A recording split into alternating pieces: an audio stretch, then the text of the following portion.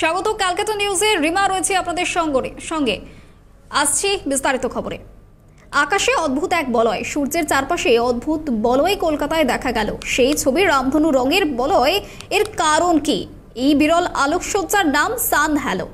এটি এক ধরনের রামধনু, সূর্য বা চাঁদকে কেন্দ্র করে 22 ডিগ্রি অ্যাঙ্গেলের ব্যাসার্ধে গোল করে ঘিরে থাকে। চাঁদের এমন বলয়ে সাধারণত সাদাটে আলোর মতন হয়, রামধনু রঙের নয়।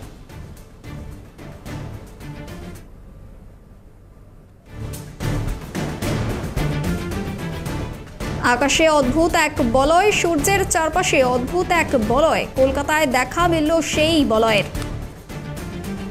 কলকাতায় দেখা গেল সেই বলয়ের, রামধনু রঙের বলয়ের। ঠিক কি কারণ? আর এই বিরল আলোকসজ্জার নাম সান হ্যালো।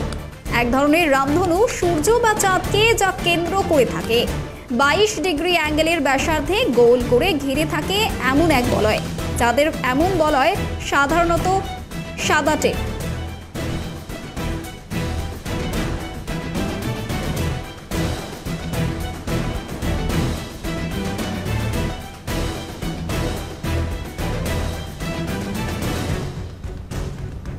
জ্যোতির্বিজ্ঞানী দেবীপ্রসাদ দুয়ারি তিনি ঠিকই বলেছেন, শোনাবো আপনাদের।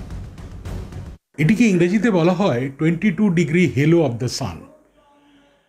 এই ঘটনাটা মূলত ঘটে যখন আকাশে মেঘ থাকে, জল ভরা মেঘ, মানে বর্ষাকালে।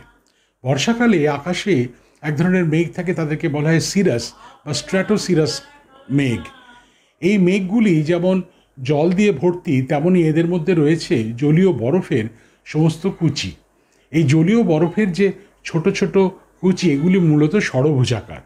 তার ফলে হয় কি, সূর্য থেকে আলো এদের মধ্যে পড়ে প্রতিসারিত হয়ে ঠিক 22 ডিগ্রি একটা কোণে প্রতিসারিত হয়ে আমাদের চোখে এসে পড়ে।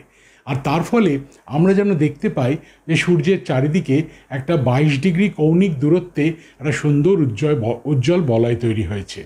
এটি যেমন প্রায় ঘণ্টাখানেক ধরে দেখা যাচ্ছে, এবং মনে রাখতে হবে আকাশে মেঘ থাকলেই কিন্তু এটা আমরা দেখতে পাবো। সুতরাং বর্ষার সময়, বর্ষাকালে এই দৃশ্যটি মাঝে মাঝেই চোখে পড়ে।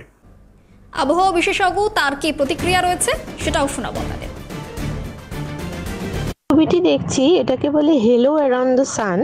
এটা এক ধরনের অপটিক্যাল ঘটনা, যেখানে আমরা দেখি যে আলোটা থাকে সূর্যের থেকে যেটি নির্গত হয়, এটা বায়ুমণ্ডলে স্থগিত যে বরফের স্ফটিকগুলি থাকে তার সাথে যোগাযোগ করে উৎপাদিত হয়। এবং হেলোর অনেক রূপ থাকে, রঙিন হতে পারে বা সাদা হতে পারে, এবং এর মধ্যে অনেকগুলি আমরা দেখতে পারি যে সূর্যের বা চাঁদের কাছাকাছি দেখা যায়।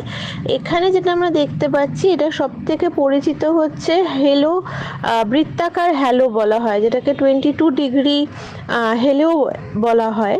এবং এটা দায়ী হচ্ছে এর জন্য বরফের স্ফটিকগুলি। ঠিক যেরকমভাবে আমরা রামধনু দেখতে পারি, ঠিক একইভাবে এখানে বরফের স্ফটিকগুলি দরুন এটি তৈরি হয়।